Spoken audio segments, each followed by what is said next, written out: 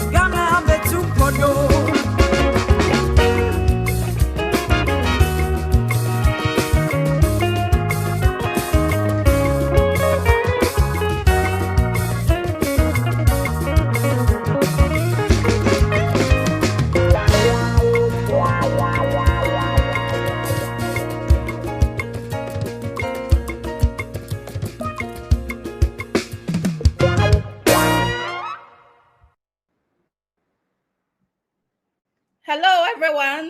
This is Empowerment Hour show once again, and this is Ohenewa Kwapon Joyce on TodayGhanaNews TV. A happy Friday to you all, and I hope you had a blissful week. Friday sees more smiles than any other day of the work week. And to make your week complete and to make your smiles complete as well, Empowerment Hour comes your way every Friday from 6 p.m. to 8 p.m. on TodayGhanaNews TV with exciting and edutaining discussions that seek to empower you. Oh, how I love Friday evenings. I don't know about you, but your continuous patronage of our programs speak volumes. And we want to say thank you for always tuning in. But please do not forget to also subscribe to our YouTube channel and also follow us on Facebook, Instagram, and YouTube. Like our social media handles, comment, and also subscribe.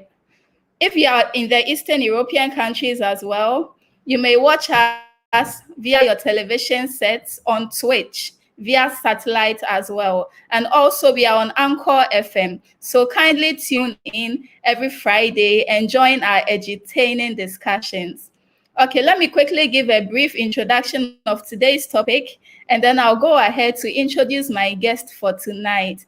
I hope that tonight you send in a lot of comments because this topic promises to be very edutaining, very exciting, and I know that this is a topic of interest to all of us, especially well-meaning Ghanaians. Okay, so according to the American Psychological Association, examinations of socioeconomic status often reveal inequities in access to resources, plus issues related to privileges, power, and control. Our discussion tonight will reveal some of these critical issues of concern, and we'll look at the socioeconomic situation in Ghana from the diaspora perspective. Is the rich getting richer and the poor poorer? Does the development of our economy and our socio-economic status as a citizenry lie solely in the hands of our leaders, or specifically the government? Can we trace the rate of crime, violence, suicide, streetism, amongst others, to the socio-economic status of our country? This and many other thought-provoking questions will be tackled tonight on your favorite show, Empowerment Hour. So tonight we will listen to real-life details from two great men who have experienced life both in the diaspora and in Ghana. They won't be speaking out of mere hearsays, but from personal experiences and personal encounters. So quickly, let me introduce my guest. Tonight we have with us Dr. Kweku Abiem Danso. So Dr. Kweku Danso, kindly spare me a few minutes so I could read his profile. Dr. Kweku Danso is also known as Danso JFK at Prempeh College in the year 1965-1967 class. Okay, so with regards to his education, he has a BS in Electrical Engineering and Computer Sciences, MS and M English in Material Science, and English Law from University of Berkeley, California. He has a PhD in Organization and Management, as well as Leadership from the School of Business and Technology from Capella University in US. With regards to his professional work, he has worked as an engineer and manager, as well as a consultant in the semiconductor memory and microprocessor high technology industry from the year 1976 to 2003 for such companies as Fairchild, Texas Instruments, Honeywell, Intel Corporation, Siemens, and Osram. In relation to his business, from the year 1987 to 2003, he became a business owner in real estate mortgage, a finance in California, and for a short time in Orlando, Florida. In the last few years, he has been involved in software app development for educational and business financial systems for the Ghana and global market. Okay, so Dr. Kweku Danso has also written a couple of books, and he's the author of Leadership Concepts and the Role of Government in Africa, A Case of Ghana 2007, as well as Life is War, Advice to Nephews and Nieces, 2017, Page Publishing in New York. So this is a brief profile of Dr. Kweku Danso, and as you can see, he's done a lot already. And tonight, there are a lot of things that he has to share with us. And I hope that you are well geared for tonight's program. You are welcome, Dr. Danso. Thank you very much. You're welcome. Thank you. Can you hear me? Yes, I can hear you. Excellent. Yes, I can hear you. Yeah, thank you for the So let me also quickly introduce. You're very much welcome. Let's quickly introduce the second guest for tonight, and then we will zoom into the discussion. Okay, so my second guest for tonight is in the person of Mr. Samuel Ofori Ampofo.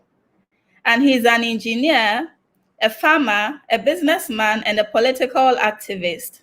He has followed Ghanaian politics since the year 2006, and he co-founded the Ghana National Party in 2008.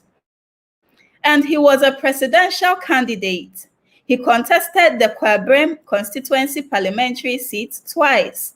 And in 2020, he again launched an independent presidential campaign and later formed a coalition with 4 other candidates.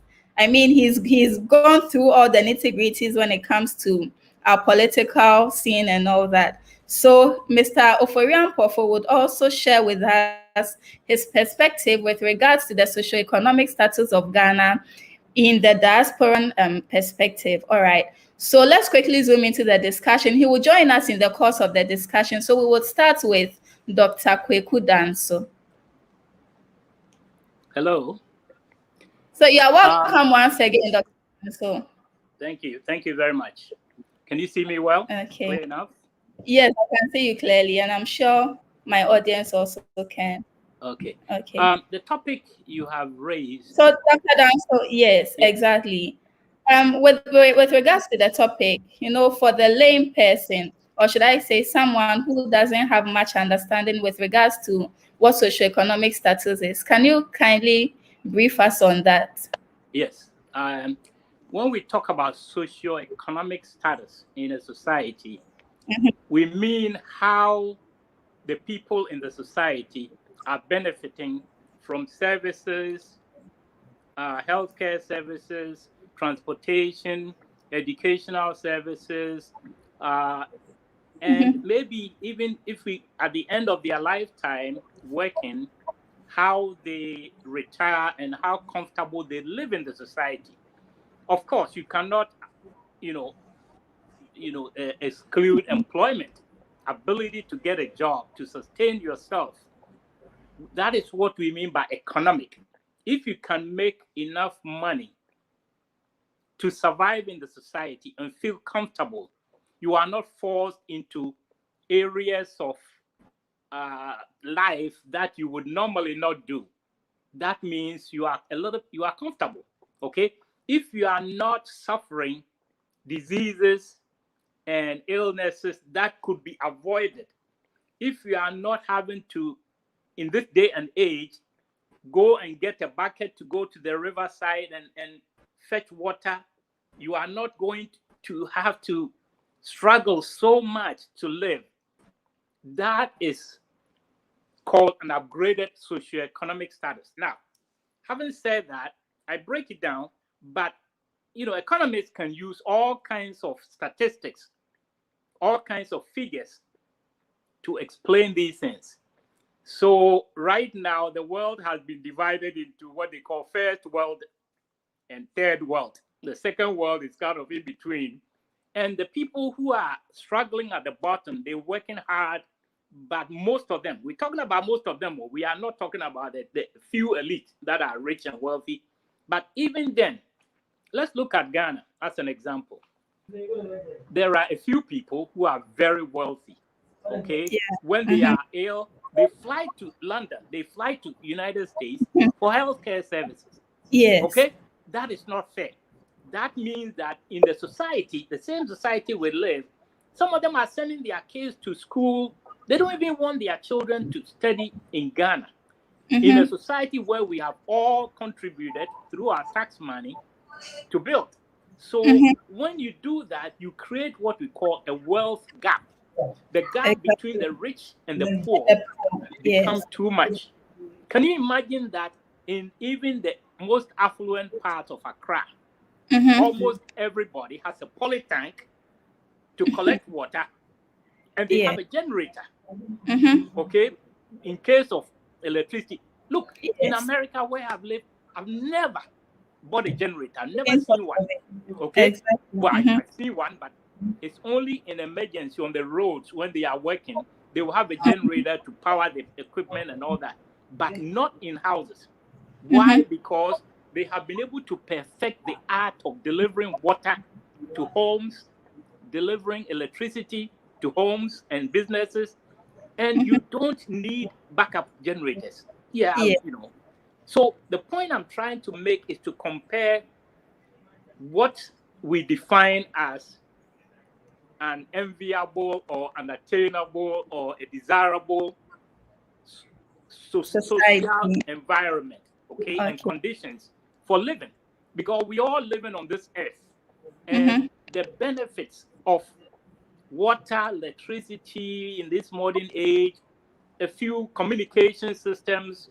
You know, look at what we are doing right now, communicating amongst ourselves, because we have some devices and equipment to be able to do that, right?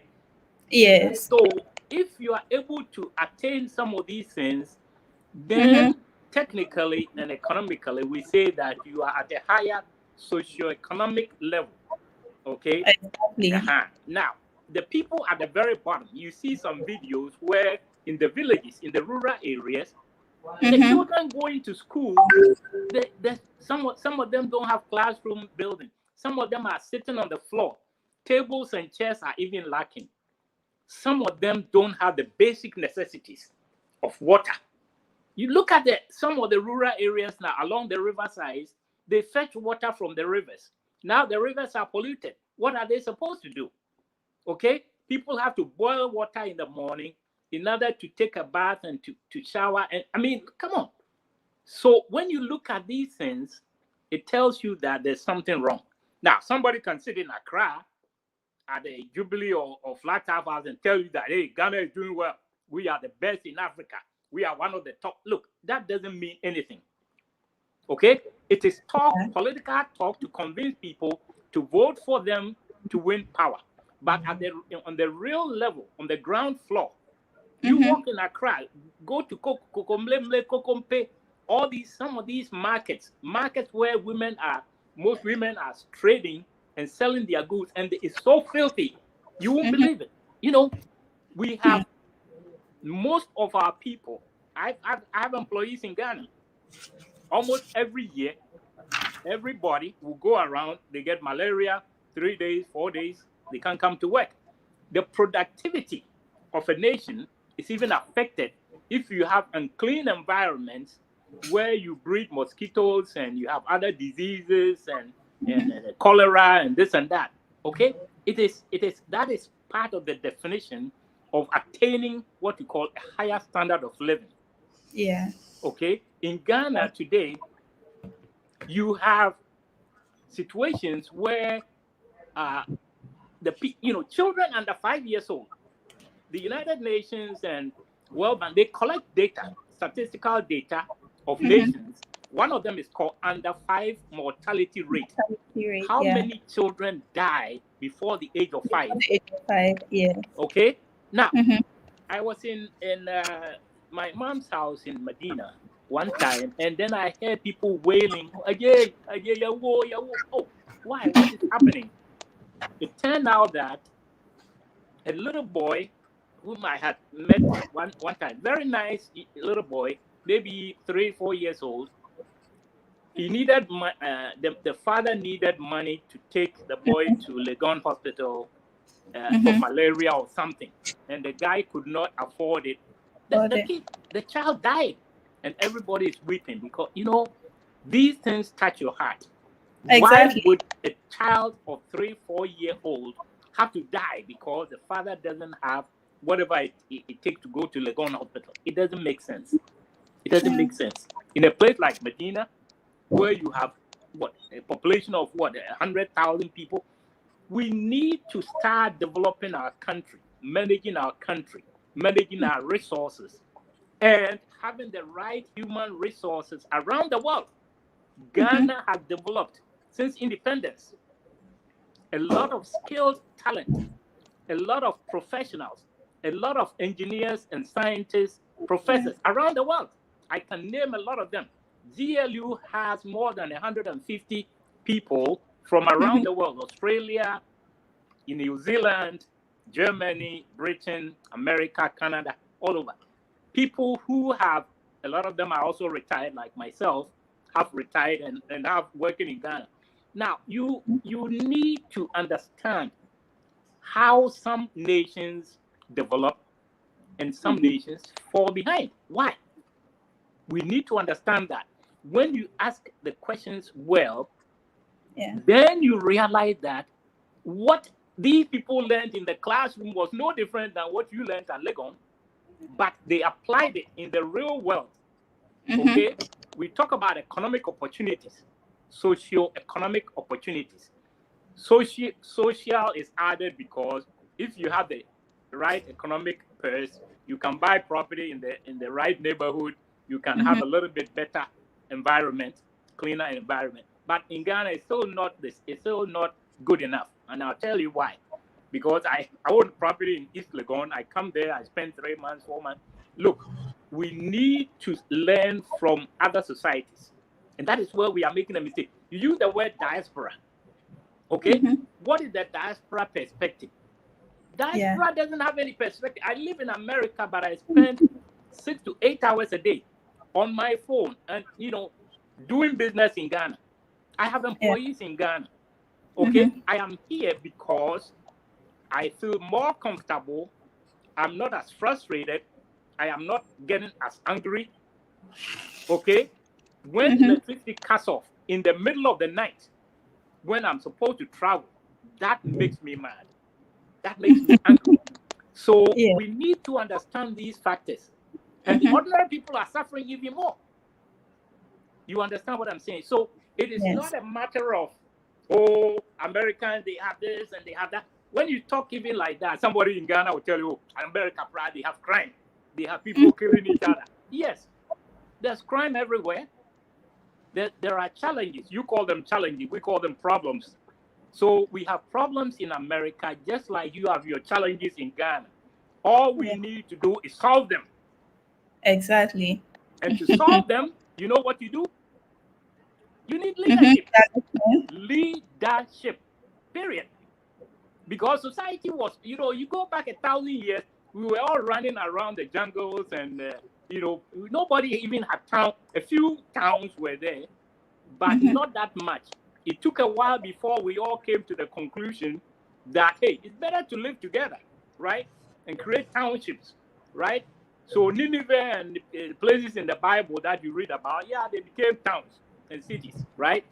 Now, every time that human beings get together, form towns or districts or nations, you have leadership, right? You have a king or a chief or whatever you call them, or a leader, period. So it is so fundamental. Without good leadership, a nation does not advance, does not develop. A nation is lagging behind. And that is where we need to look at now. So, you feel free to interrupt me if you want. You can proceed. Sure. Okay, if you want to break it into segments, let me know. But no problem at all. You can slow. Let me continue. When I have to. Okay. The way we are looking at things in Ghana, we in the diaspora, quote unquote diaspora, we live in Ghana. It's only our bodies that are outside. Meaning, I know even the younger generation people, they still talk about Ghana. Okay? Yeah. We are lucky. We are very lucky. Since I've been in America, I've met people from all over the world: Pakistan, India, China, Japanese. Look, Ghanaians love their country more than any other group. I'm telling you. You hear every time you go to a funeral, you go to a party, you hear Ghanaians discuss. I said, why are you discussing Ghana? You are at a party in America. Talking about Ghana, okay? Even the young generation are getting a little bit more. But the point I'm trying to make is that we need to think about our country, and we need to find the right leadership. And the right leadership is not just somebody who comes and gives a good talk, we vote for him, and then they go into power, and all they're interested in is what they can get for themselves. That's the way it appears to most of us. Okay? If you are elected as a member of parliament, as a president, and when you get in, the first 2-3 months, you have to select your cabinet, and then during that, you have to budget how many Toyota Land Cruisers you are going to order for. Look, let me tell you, you are basically working for yourself at that point. You're not thinking of the people.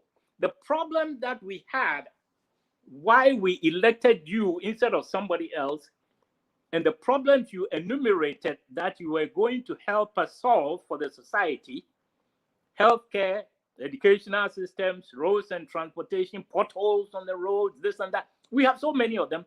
When you got elected, the first thing you thought about was your car allowance, your housing allowance, okay?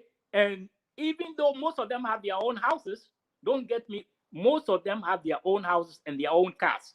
Nobody can become a member of parliament who is poor. No, you cannot. If you appear like you are poor and you don't have the necessary, they will not vote for you, okay? And that tells me that if you have something already and you are elected as a member of parliament, or you are elected as president, and the first thing that comes to your mind is, what kind of car is the government going to give me? What kind of bungalow is the government going to give me? What kind of trips, free trips is the government going to afford me? And what kind of per diem am I going to get? Sitting allowance. When these people have meetings, they have what they call sitting allowance. Just because during the working days, so it's not that like on Saturday or Sunday. No. Exactly. During the weekdays, when they attend meetings, committee meetings, and they pay themselves cash. Why? Why do people do that? It doesn't sound well. It doesn't sound well for our people at all. And these are the same people we went to school with. Some of them our own students, some of them your own colleagues, some of them your uncles, some of them your fathers. It's sad. It's very sad for our society. No, America may have crimes, but they don't have those kind of people going to Congress. If you go to Congress and you behave like that, I remember one time during Nixon's, Nixon had a chief of staff called John Sununu, or one of them called John Sununu. And he used and they have, America has so many planes sitting idle, So he called the plane, Air Force One or whatever, take me to Maryland. He was using the plane for his best. You know what happened? Some reporters followed him and caught that, hey, he was making trips that were not on the book. They calculated the cost of flying the planes for an hour and the time involved, and they charged Sununu with it. I think even they fired him or something like that. Look, we need to learn some of the good points, some of the harsher disciplinary methods that some societies have used, and then apply them ourselves, right? You can't come in and say, as for cars here, I like the Toyota Land Cruiser. It's $120,000. Okay, in the US, I think it's about $90,000.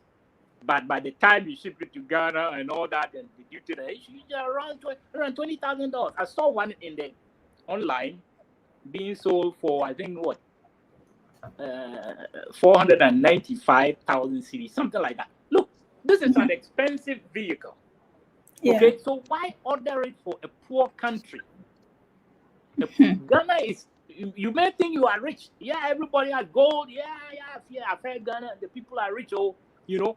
So everybody has a pot of gold under their bed, but their water is not running. Their electricity is interrupted 5 times a week. Exactly, with a schedule and all that. Yeah, and their network is not upgraded. So when you are calling, you are interrupted. Oh, somebody comes on the line, you are interrupted. And then, oh, you can't. A conversation that would take you 10 minutes when your line is okay may take you 45 minutes because you are talking, the other person is interrupted, they can't hear you, you have to repeat. Look, we have confidence in ourselves. God has blessed us as a nation. We have resources, natural resources, okay? But we also have good human resources, unfortunately, scattered around the world. Now, what I saw working for other companies was if they need human resource, they advertise. They don't care. They don't say, we need engineers from Livermore, from San Jose. They can advertise and hire people from around the world. Okay? So far as you have a visa in America, or you know, you can be in any of the 50 states. They advertise, they need somebody. They will review your resume. If they feel you have a good qualification, they will call you for interview.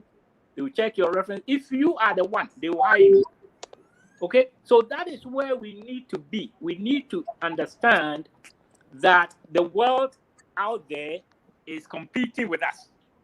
We are just as good as anybody else, and we can do what other people have done.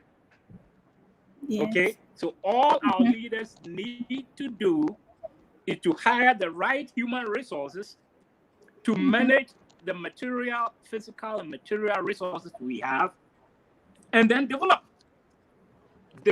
and let everybody in Ghana have the same or equal or opportunities and elevate the socio-economic status of everybody.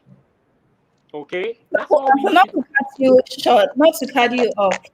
We'll go to some of the solutions that you think we may propose with regards to our socio-economic status. But then, you know, with the earlier points that you raised, I want to find out from you.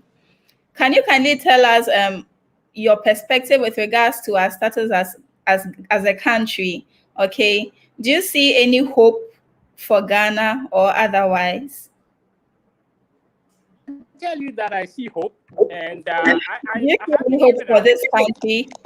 I see hope for this country. Okay. Okay. Here's a young man. Nobody has met him. I haven't met him. Who started a Twitter and Facebook account say "Fix the country." Okay. Exactly. And I understand that it's gone around the world. People know that certain things need to be fixed, and they know that our presidential and leadership team are not doing what they should be doing. Okay, we are falling behind, and they know it themselves. They know it themselves. They cannot tell me that they drive on the same roads that we all drive on. Or why are they not even using the hospitals? Why are they not using Kolebu? Why do you have to go to America for? The Minister of Finance had to be flown to America. For what reason? Why? When you have medical doctors, even America, do you know that the vaccines that were created, right? The vaccine that we are using, I have my 2 already. Look, do you know that Pfizer, the vice president, one of the top scientists at Pfizer, is a Ghanaian? Do you know? Do you know that? And even Moderna, the other vaccine company, there's a Ghanaian also at the top level. Okay, this tells you that if you had good leadership in Ghana, you could simply advertise and say, look, we have Noguchi Memorial Hospital, we have this and that research center, we can Center for Scientific and Industrial Research. All these things that Kwame Nkrumah created, people later on, leaders came in and they say, oh, Yanko Jibosia, Yanko Abrofu, Yabetia America for healthcare. Why do you need to go to America or Britain for healthcare when you have good hospitals you can order with? Look, let me tell you, money is capital that is used everywhere. whether you are in America or Britain or any, it doesn't matter.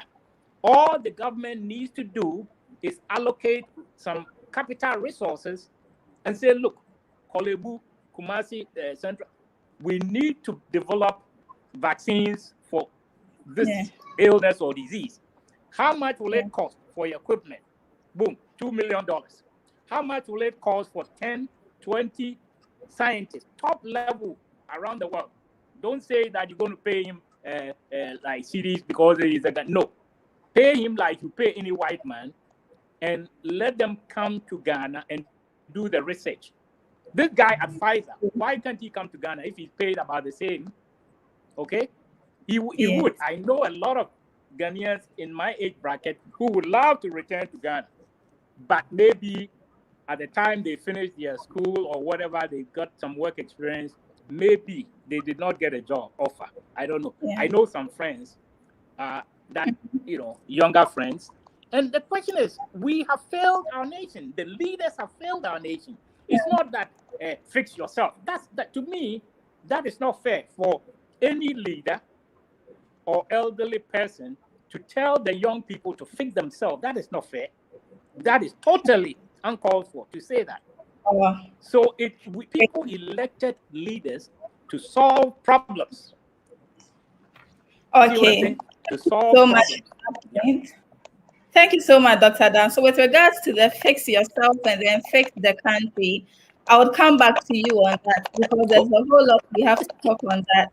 Let me quickly bring Mr. Oforian Pofu online too, so that we would hear his perspective, and we'll come back to you, Dr. Dan. So, okay, you're welcome, Mr. Oforian Pofu. Thank you. Mr. Oforian Pofu, if you don't mind, we'll turn your device in a landscape mode. If you can turn your device in a landscape mode, that will help us. It will help us. Anyway, I've tried every effort to do it. All right, no problem. Let's manage with it. Okay, you're welcome once again. And Mr. Fariankov, we want to find out from you, okay, with your experience living outside in the diaspora and then also with your experience in Ghana, looking at all the situations that are happening in our country and the state of our economy, as well as our socio-economic status, do you see any hope for this country? And looking at past governments and all that they've been able to achieve, do you see any hope in the country that things will get better? Thank you, Ohinewa, and much greetings to your listeners all over the world. Yes, I believe there is hope, and there can be hope if our leaders will sit up and do what is right and manage the economy judiciously. Immediately after independence, Kwame Nkrumah, they say, had so much resources in terms of money. Yes. But Kwame Nkrumah, did not judiciously apply all the money that the colonial master left behind.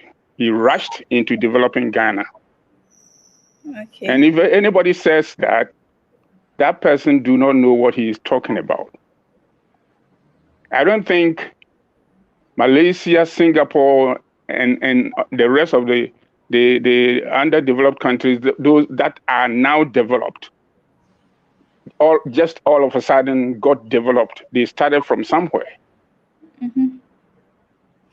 And if Kwame Nkrumah, within 9 years, could position Ghana on the world map stage, then in 9 years after his overthrow, yes, it's about 50-something years now, we are just where Kwame Nkrumah left us.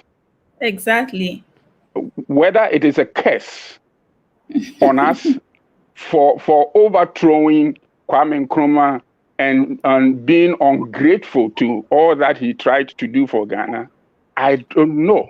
But I'm inclined to believe that it is just because we have been ungrateful, Kwame Nkrumah. Even today, leadership want to discredit Kwame Nkrumah after all that he did.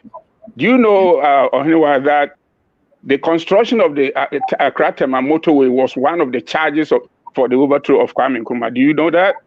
No, this is my first time hearing this. Well, ask Dr. Danso. Wow. That was one of the charges of Kwame Nkrumah for having misapplied Ghana's resource to construct the Tema motorway.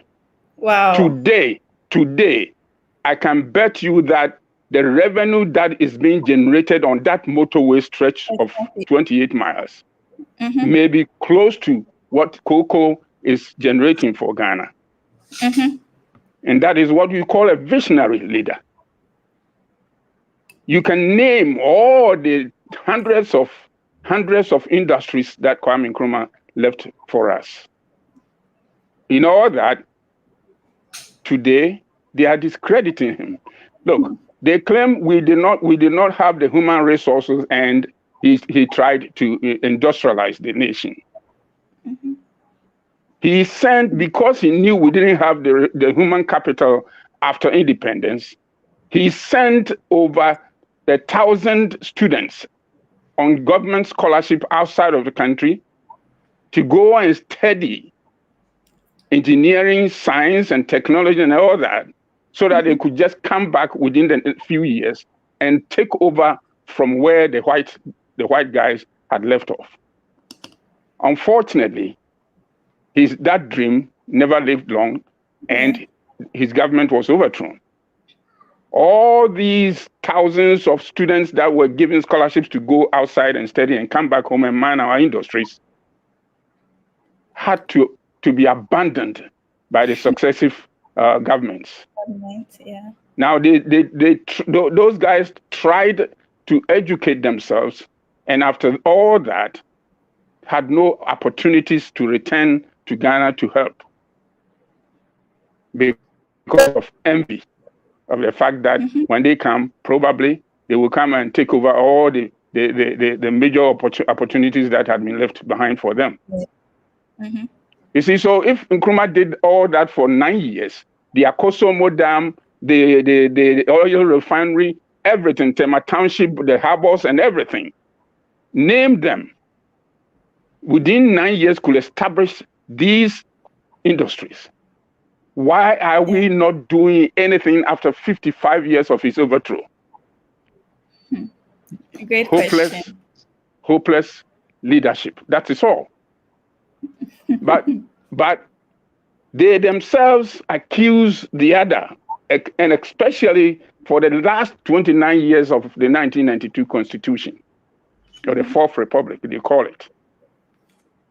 They have borrowed so much money, 100 times more than what Kwame Nkrumah they claim had after independence. But they haven't done anything with those monies.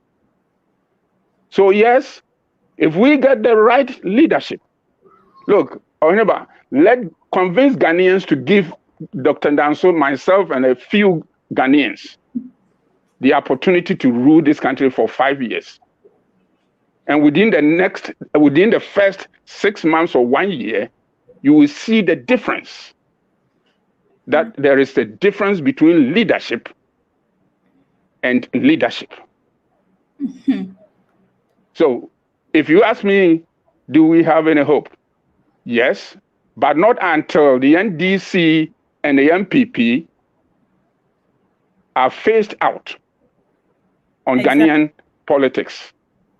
Yes, because currently it looks like we have a dual party system. You know, all the other minor political parties seem not to have any chance at all because, you know, just before any election, just before we come to an end of every election, after every 4 or 8 years, you realize, I mean, either it's MPP or NDC that's going to win the entire Absolutely. race. Absolutely. Because party system.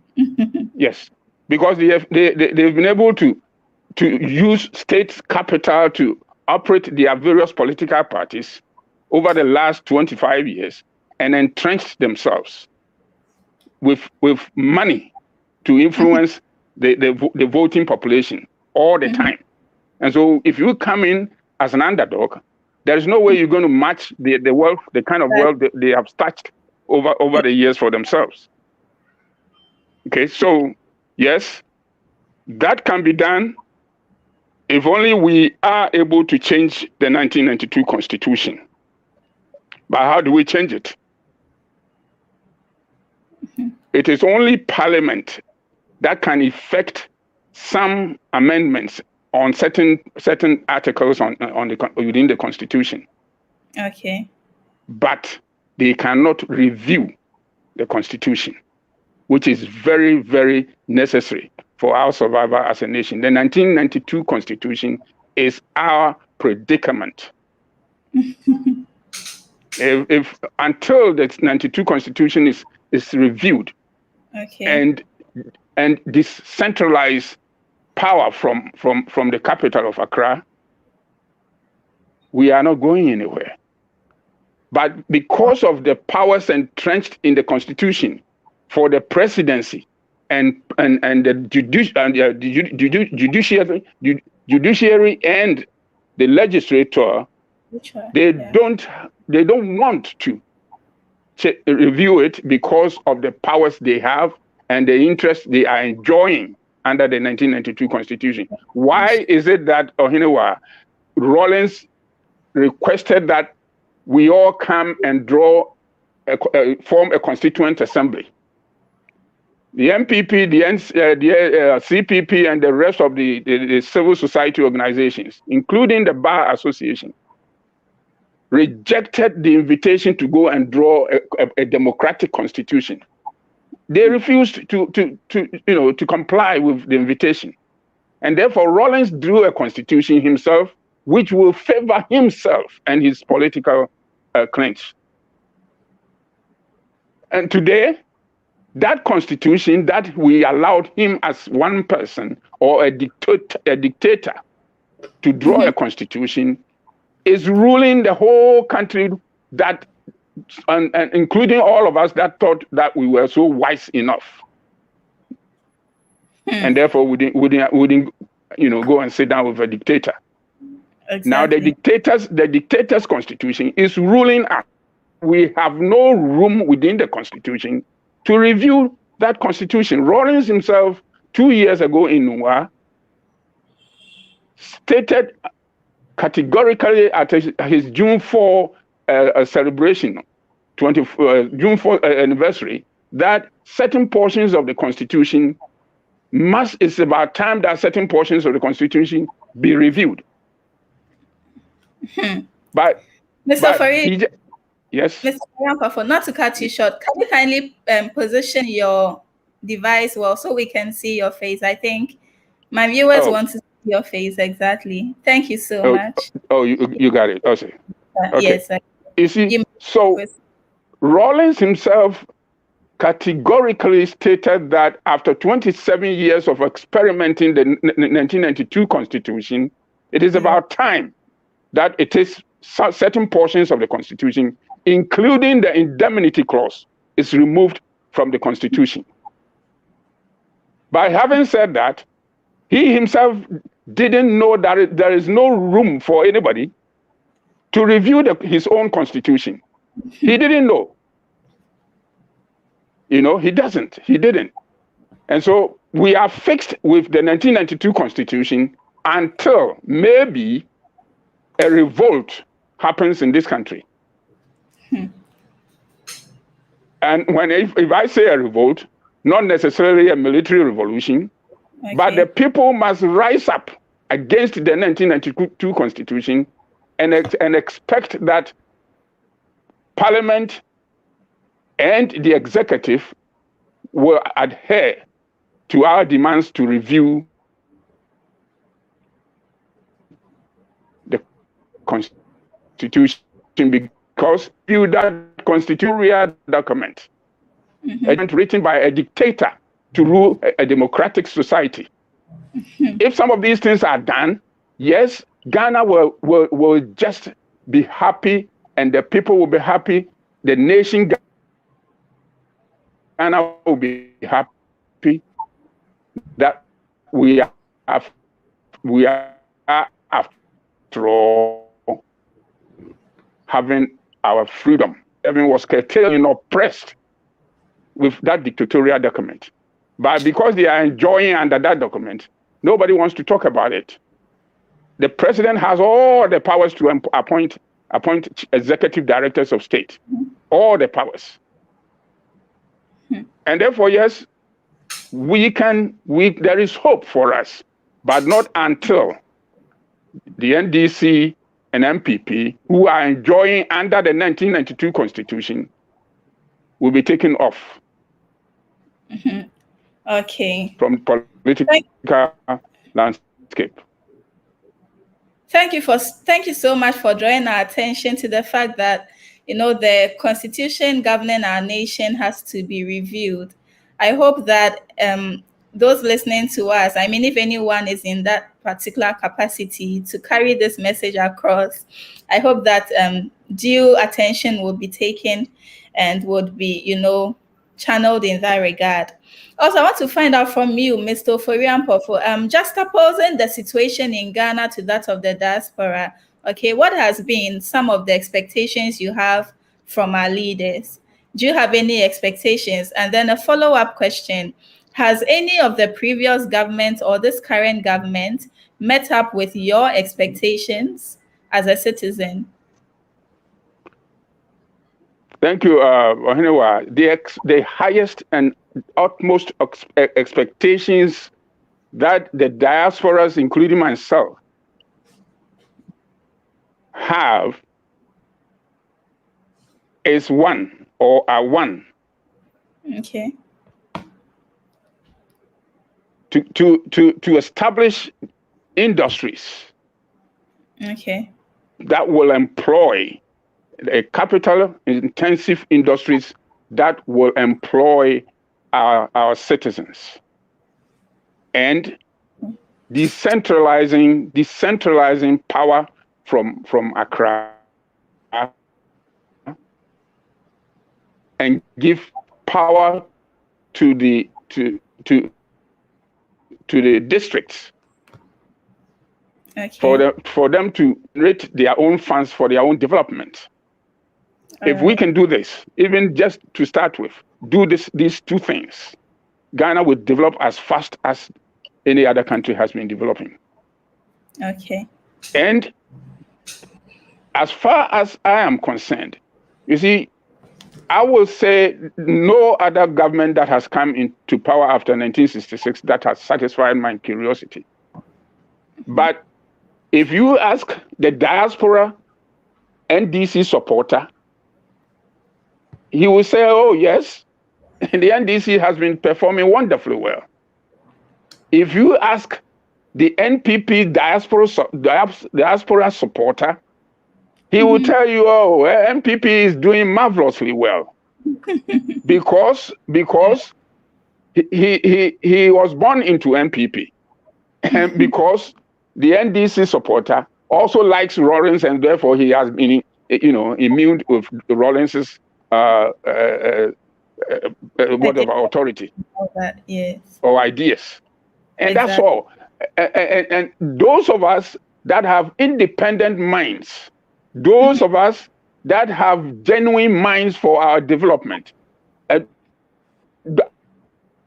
and don't support any side of the political divide, will tell you none of them has performed well. Because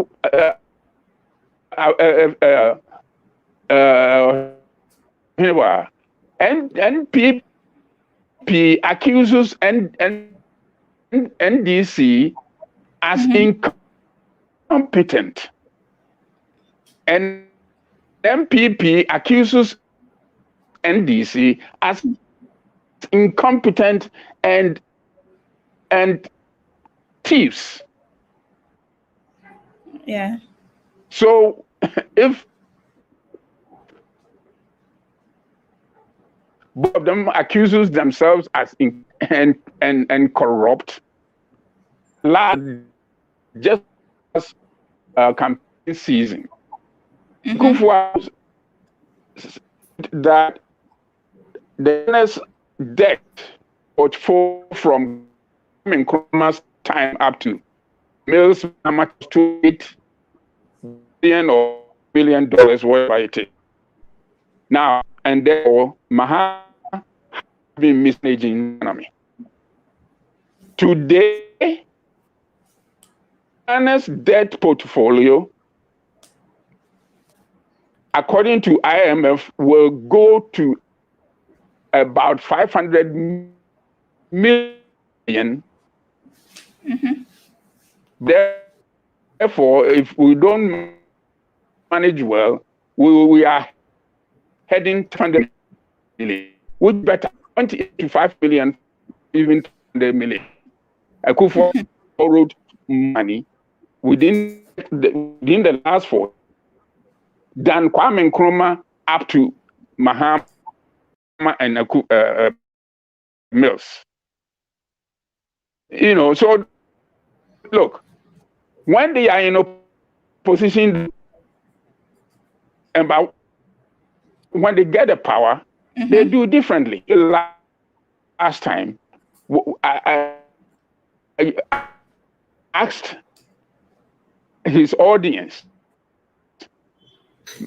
Petro, during his time in 2015, and say, hey, what is the price of a gallon of petrol today? 25 cents a gallon. So you see, Akufo-Addo is mismanaging the economy. But to vote Akufo-Addo out and bring him in, what he failed to convince me was how much he will be able to reduce the price per gallon of price of petrol when he gets the power. He will never tell you. But no government ever has come to power and reduced the price per gallon of petrol from wherever it was before him to take over reins of government. But when they come in, they will tell you that the money in authority has mismanaged the economy and petrol prices so much. Now, we can sell petrol in Ghana for about 15 cedis instead of 30 cedis a gallon. We can. If we can stop all the free fuel application of government or for government officials. Okay. There is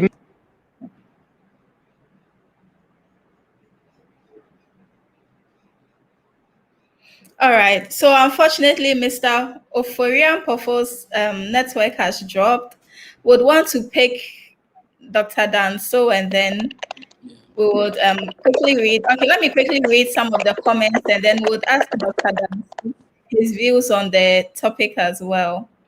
The question I asked Mr. Oforian-Pofo. So my producers, if you could kindly project some of the comments from our audience. Okay, this is from Gideon Tavia, and he says, great show. God bless you. God bless you, Gideon Tavia, for always watching us. We appreciate greatly. This is also from Pabite Nyako, and he says, Doc, you think they care? He's asking Dr. Danso if our leaders really care that much. All right, this is from Ima Adiza, and she says, watching you live. Thank you so much, Ima Adiza, for always watching us live. She's the host for Nokware Nunye. You can also watch her every Thursday. This from Esther Fiagazi, and she's given us an emoji smile. All right. So I think today we don't really have much comments. This from Kingsley Kwapon. And he says, Ghana, please, no light off today. Yo. Exactly what we were discussing, with regards to our electricity supply and all that. This from my dad, and I want to thank him so much. He's watching from the United States. I want to thank him so much for always tuning in to watch us. Okay, I think Mr. Oforian-Pofo's network is back. Let me read one more comment from Nana Yao Amansamboafo, and he says, the great minds are discussing great topics, watching from Germany. Thank you so much, Nana Yao, for always watching us. We appreciate greatly. God richly bless you. Okay, so Mr. Oforian-Pofo, you may proceed, please. Unfortunately, your network dropped, and I'm glad we have you back.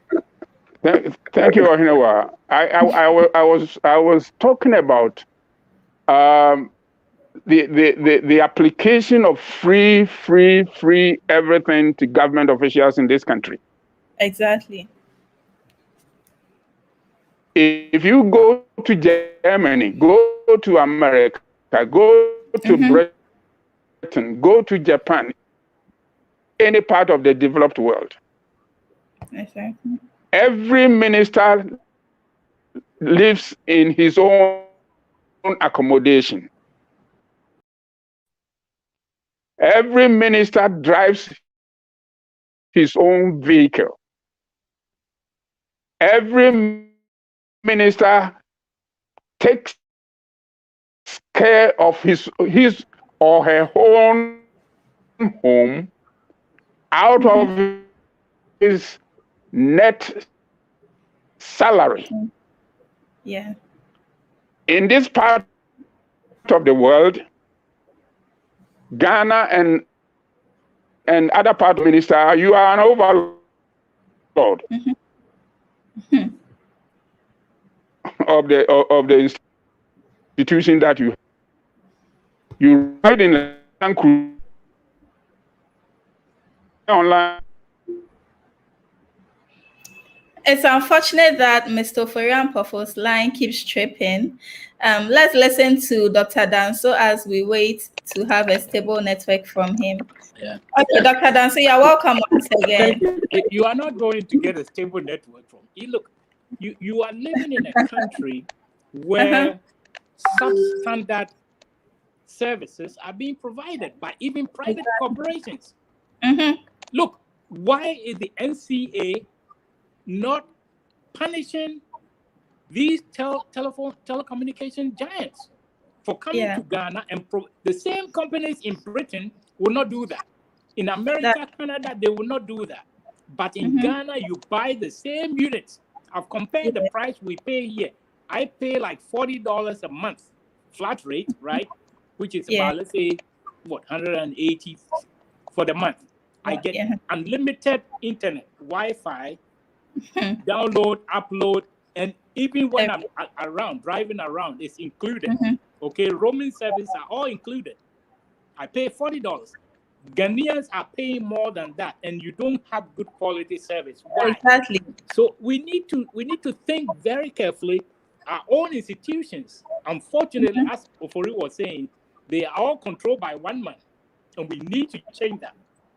We need to change that dictatorial constitution that was created in 1992. And the reason why, yes, some people were invited to participate, they didn't, because people gave up.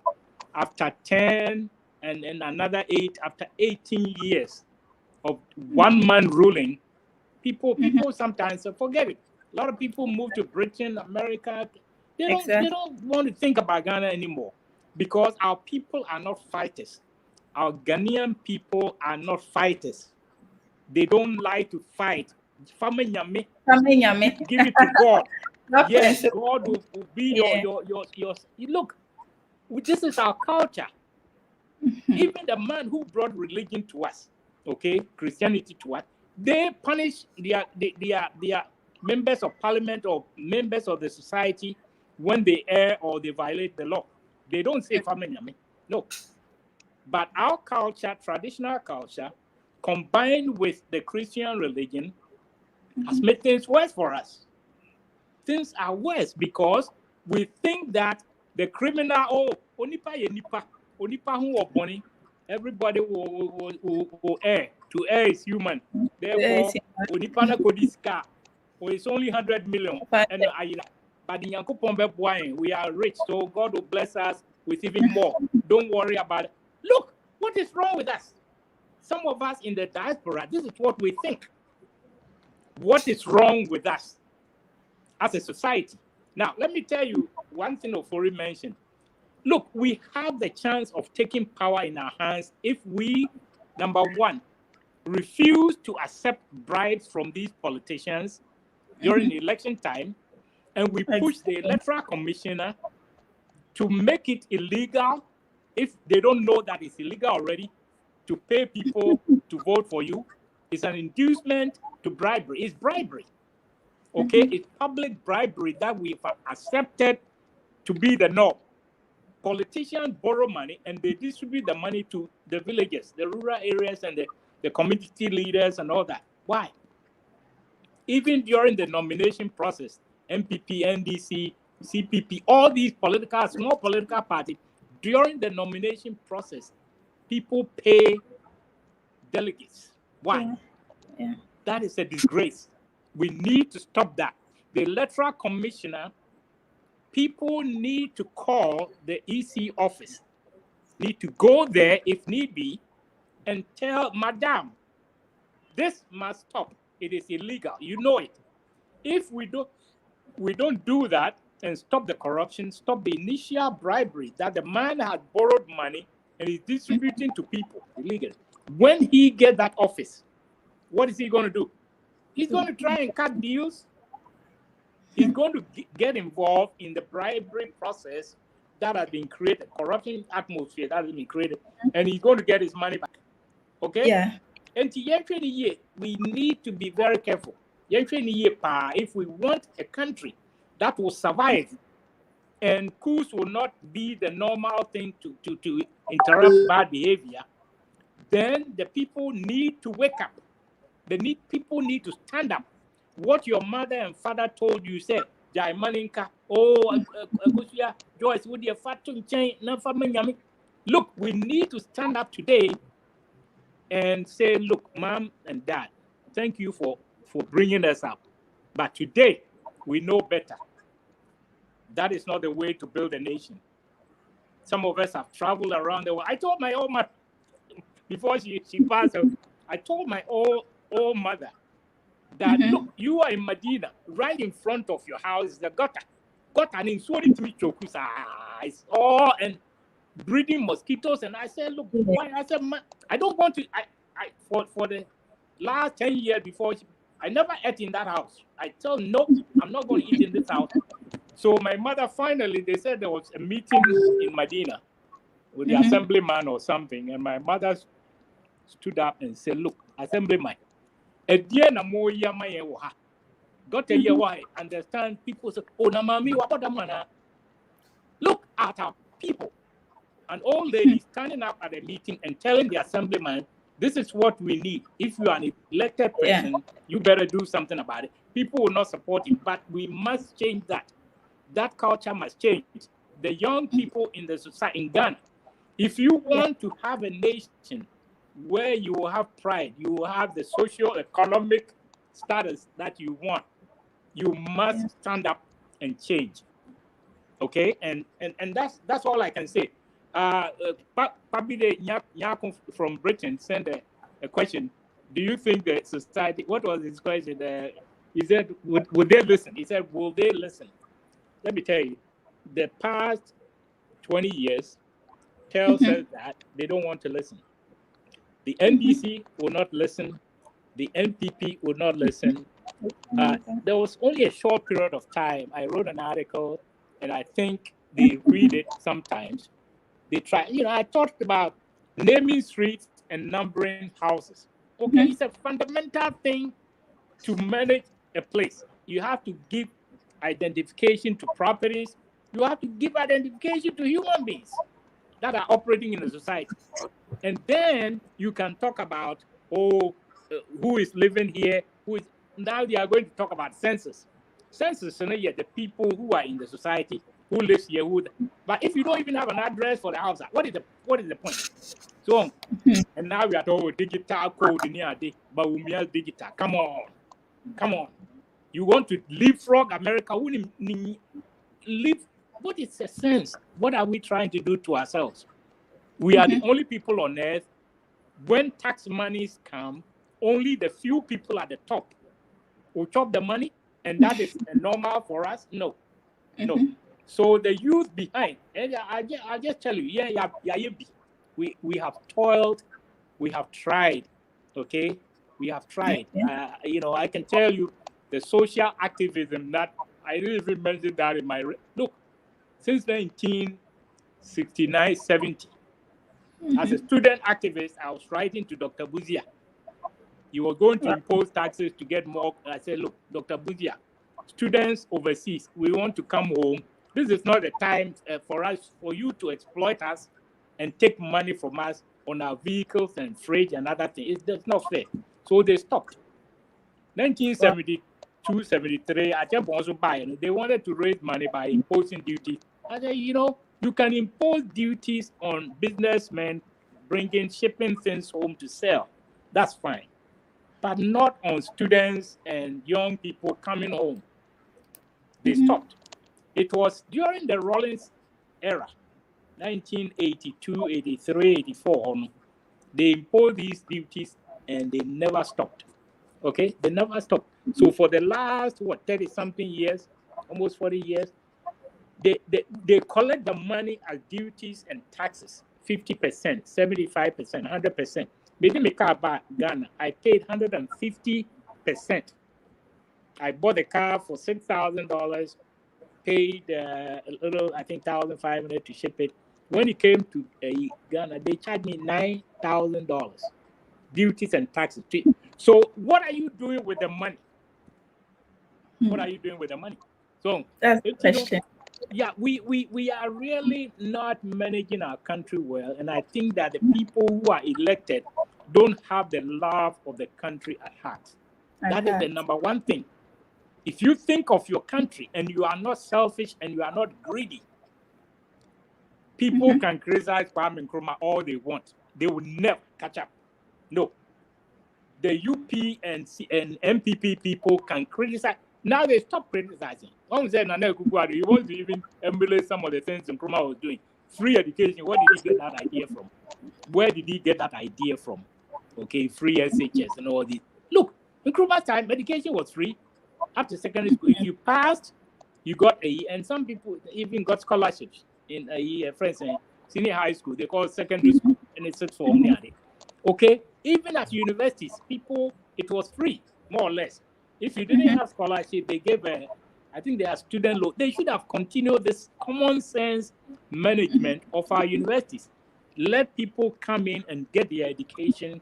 At least you can create a loan for them. They can pay later on, provided you know their name, you know where they live and all that, which is part of the fundamental, necessary management tools of any country. So, Ghana, what as I said, any baby as I said, side plan. We are just, and the Baumian says, digital, they are digitizing.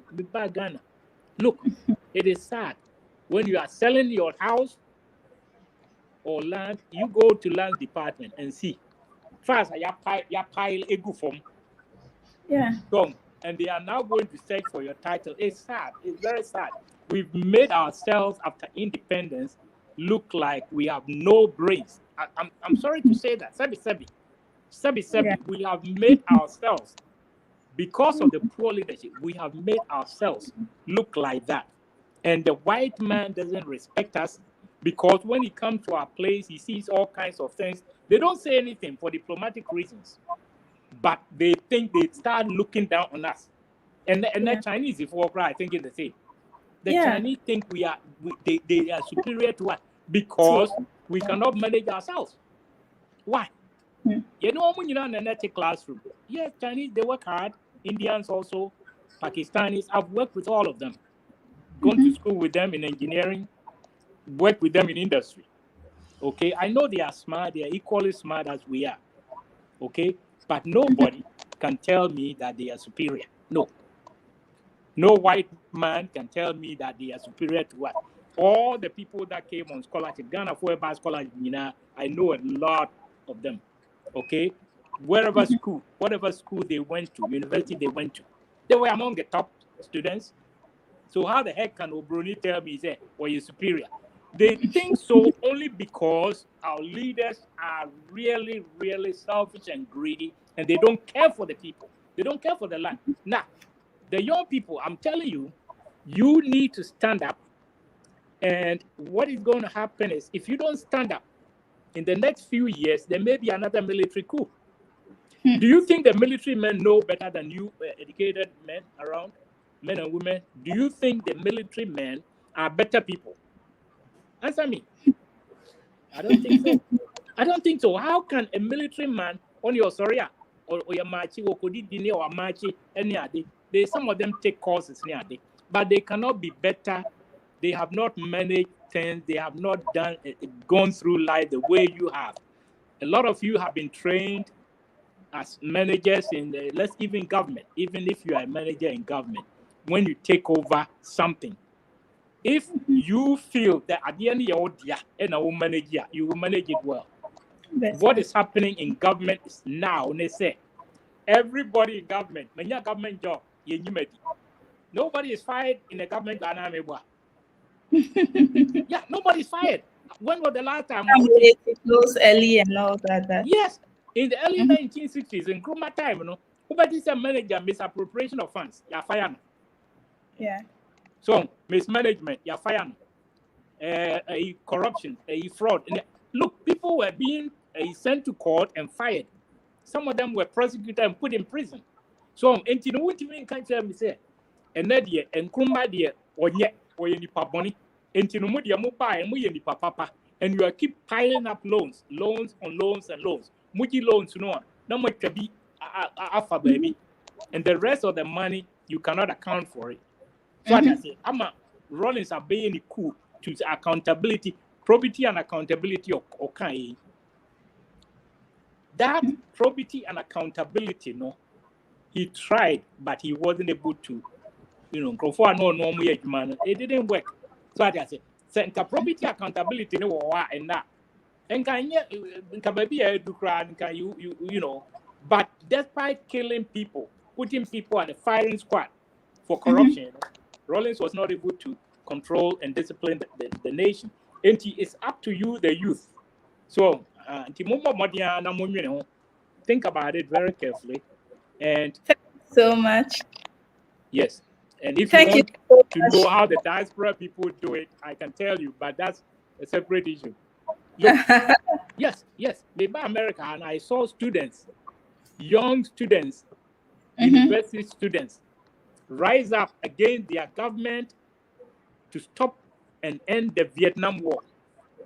Rise up and demand the government to have Black studies taught in their schools, because Black studies, African American and Black studies in general were not taught at the universities and high schools at the time. Today they do. Okay? It was a call for a strike. On strike, shut it down. On strike, shut it down. On strike, shut it down. All over the American 50 states, more than 2,500 universities and colleges in America at the time. Wow. All of them to me go on strike. And then we have better tools for communication. We have Twitter and Facebook and this and that and that.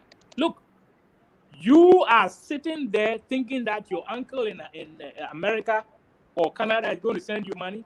Yes, they may. But you think of yourself. Okay? You stand up on your own. Your uncle is not going to be able to feed you forever. Very soon you establish your own families. You don't have water. Today, you don't have water. You have to buy water in polytank. Yeah. So the youth have to stand up. Yes, sir. Thank you so much for this wake-up call. Just like in other words, you can say, arise Ghana youth. So Dr. Danso is calling for all Ghana youth to arise and fight for that which is due them. Thank you so much for those amazing points that you raised. I think Mr. Ofori's line is back, so we'd also want to hear from him in a couple of minutes since we are running behind time.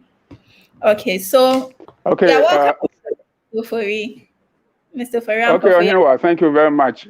Okay. Yes, I just want to make a little bit of comment regards the what Dr. Danso just said about the youth rising up for their own good. Now, you see, yes, it was quite different some years ago. Maybe before the 1992 Constitution came into play. It was after the 1992 Constitution that the NDC established the tertiary students, whatever they call TANG. Yes. The tertiary level branch of the NDC. TESCON. Yes. Now, TESCON. yes. No, that was the 10. Okay, the 10. Yes, and then 2000, when the NPP also came in, remember in 1992, in the elections, the NPP boycotted the elections, so it was all Rawlings. Then 2000, when NPP came in, they also saw what the NDC had done, infiltrating in the ranks of the students, and therefore, they also came to establish TESCON. Now, the university leadership elections are tainted with bribery and corruption. The political parties fund all those tertiary institution political groupings, TAIN and TESCON. And therefore, before the students are out of these universities and tertiary institutions, the whole body, the soul, and the minds of the students are corrupted. Now, if you are in institutions and is in power, they only know about the NDC student, and they will sell the party so well, so that the leadership DC 10 will, after the universities and tertiaries will get some position DC leadership. Now, so NPP students will also wait and continue NPP into.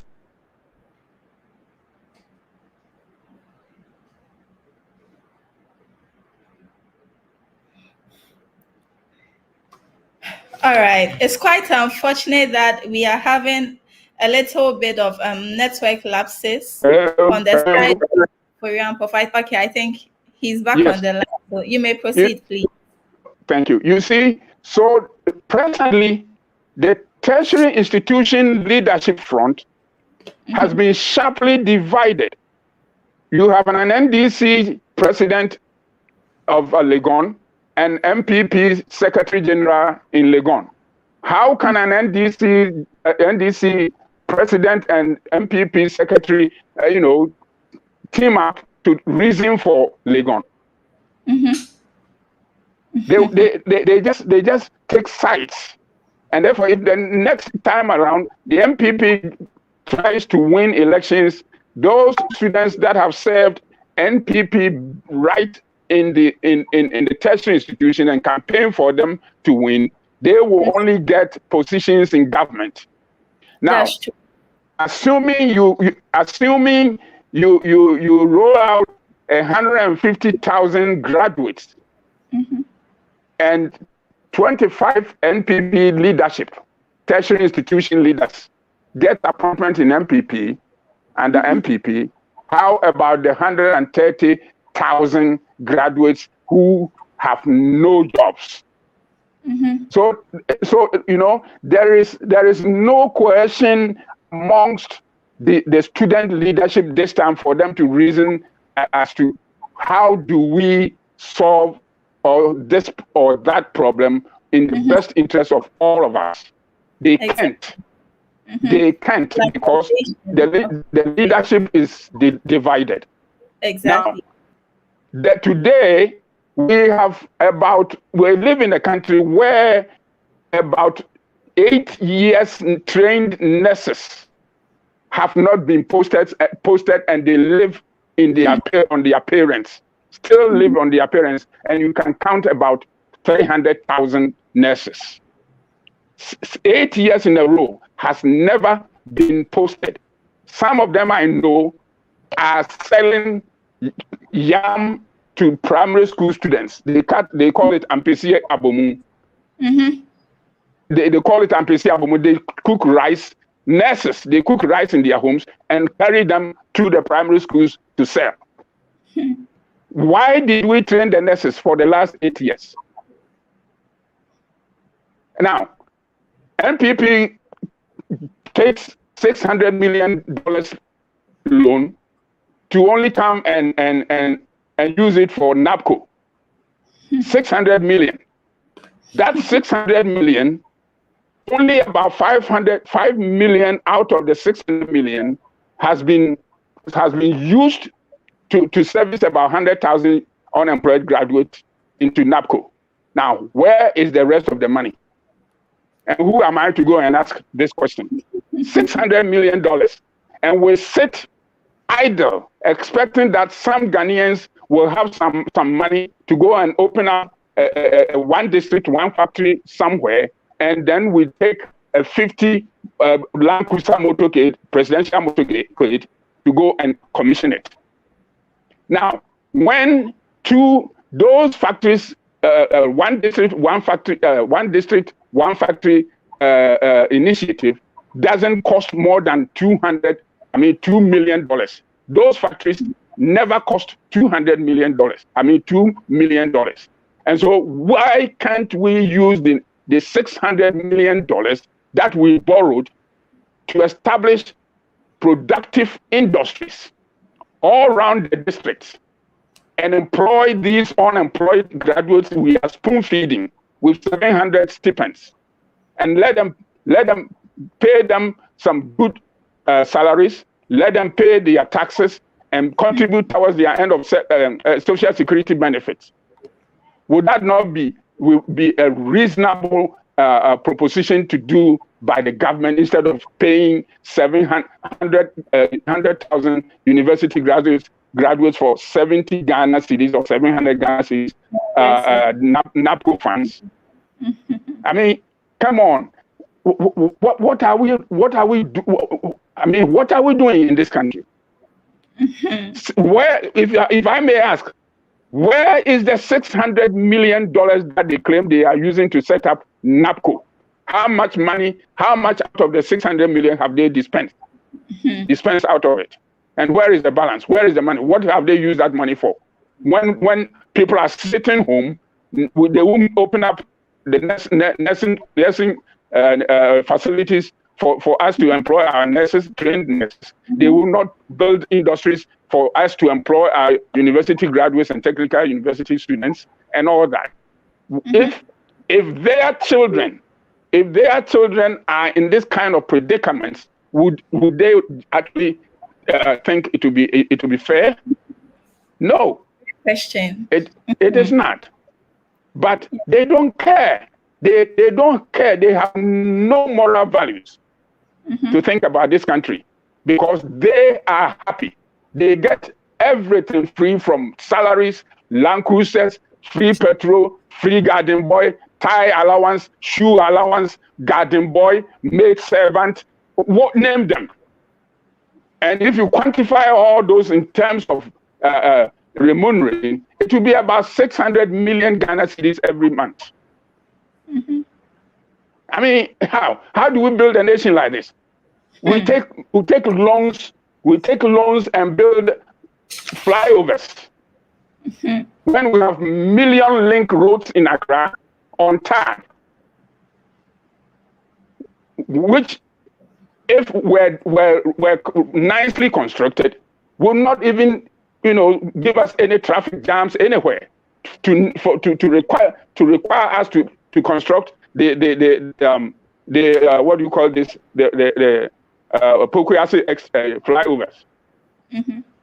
There are thousands of link roads around Accra which can be tarred and open up the whole of Accra for no traffic jams. But if they choose to build flyovers, I was so mad when I heard that they were going to build a flyover in Tamale, and they were happy to go and cut a sword for the construction of a flyover. In Tamale, where is traffic in Tamale?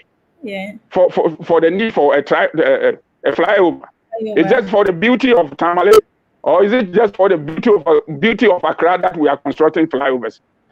Nation building is not the construction of flyovers and high rises. Even the small, short houses, we take loans and we cannot even finish them. Nobody questions where the rest of the monies are. People are sleeping outside or in Accra. Can't even rent houses. But nobody is questioning anything. And therefore they get away with everything and they think it is okay.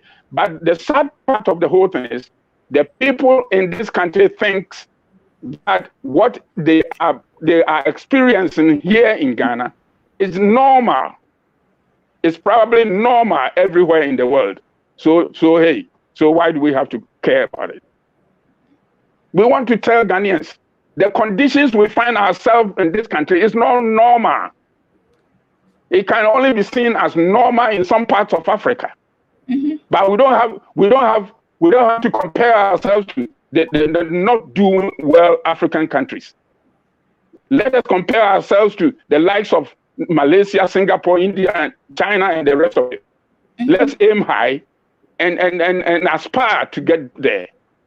Otherwise, we are not getting anywhere with these leaderships. All we know is then if after 8 years, you chop yours and go. When the next one comes, you chop yours and go. Nobody will touch you. If you steal and steal and steal, nobody will. Who has stolen this country has ever been jailed? No. So why are you scared about stealing the nation's money? Yeah. That is the norm, and therefore they don't care. They don't care. But just like Dr. Danso said, the youth of this country is at the receiving end. They are going to suffer the next 20 years. I am old enough, but I'm fighting and fighting and fighting to get Ghana reformed. And so it's not the duty of the youth alone anyway. We are all in it. If Ghana is good or developed in my lifetime, I'll be proud to be recognized as part of those that fought for our liberation. And so, look, when we talk about the future of the country is for the youth, we have a lot of youthful guys in NPP and NDC. What are they doing? So if we talk about youth, it is not just the youth on the streets. There are youth. Baumia is a youth. How old is Baumia? He is about 45 years. He's still counted as a youth. There's so many youthful leaders in those two governments, two political parties. They are not doing anything because when they get into the system, they become immune to whatever is there. It's just like you join a lodge. If you join a lodge, there's a secret society. You get in and you don't come out and say anything that happens there. Yeah. You will hear from an MP that there is nothing there, so and so. You see, early in the morning you find a line in your house, people that is coming to look for money and beg for school fees and those and those. You have created the condition for yourselves. Nobody has sent you there. You have created the problems yourself. And so if you can't do the job of an MP, don't go there. Nobody forced you in. You went and applied for a job. And if you run the country well, nobody will come and line up in your homes. But because you just do whatever you like and steal look, according to the Ministry of Finance, over 70% of the national GDP goes into paying 600,000 civil servants. Only 600,000, not even quite 700,000, not 1 million. Okay, 70%. What can the nation do with the rest of the 30%? Nothing. And the rest of the 30%, even they award contract and chop the 10% out of the 30%. We construct roads that don't last six months, and they are potholed. Why can't they regulate road construction in this country? They see it every day. They drive on the roads every day. They see the potholes. Kumasi Highway has just been constructed about 2 times since Kufuor left it. The motorway here has lasted 55 years, which they accuse Nkrumah of having used misapplied Ghana's money for motorway. The motorway has lasted for 55 years. Now there are potholes. Government of today are patching the concrete structure with asphalt.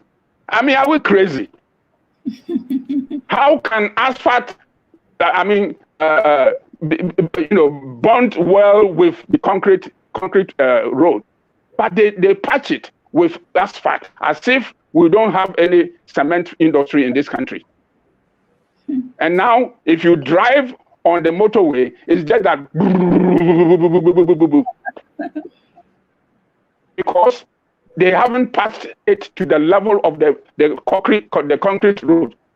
Yeah. But that road has lasted 55 years. Nobody has ever maintained it.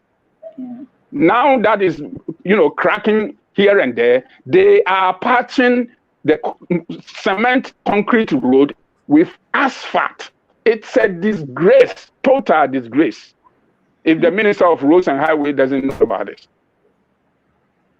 Just like Dr. Danso says, the white people will see some of these things. They won't say anything. They will just laugh. Look at these useless people, excuse me to say. We are not doing it. We think everything is just normal in this country. Mm-hmm. And so when they just levy anything, they just levy 150% increase. 150% increase. And nobody raises a hell. The TUC is in bed with every government. Student leaders is in bed in every government. Student leaders and TUC in this country have always been the mouthpiece of the mouthless in this country. Today, the governments of NDC and MPP have silenced these two institutions, Student Leadership Front and the TUC leaders. And so now they have all the machinery of these two institutions into their pockets, and they're doing whatever they like to the mass of the people. Cost of living conditions in this country is unbearable. Housing and all that. Constitution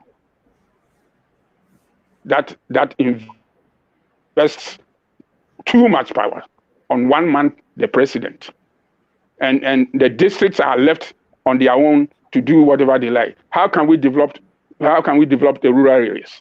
Never until we give them autonomous powers to develop their own countries. I mean, with government subvention annually. So, for us in the diaspora, we believe that yes, it can be done. We still have some natural resources embedded underneath our earth, and I strongly believe that we can do it if we get the right leadership. But again, repeatedly, not under NDC and MPP.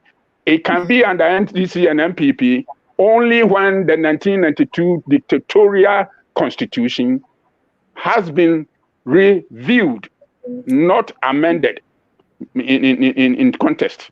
Must be reviewed, totally reviewed. But how do we do it is the question. Because President Mills, under whose government the constitution was written, attempted the review, set up a constituent assembly headed by Stephen Atuguba. Now, as an executive secretary or whatever. After they had done tour all around the country and most part of the world, spending $6 million to write the review, completed the review, sent it to Parliament, or sent it to government.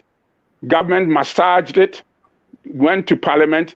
When Parliament was reviewing it, then somebody sent it to court that the president did not have the locus to ask or to request for the review, and therefore Supreme Court upheld that view, and the whole work that had been the review committee spending $6 million was just shelved.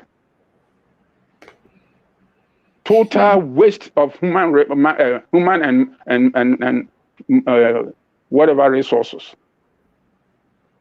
$6 million.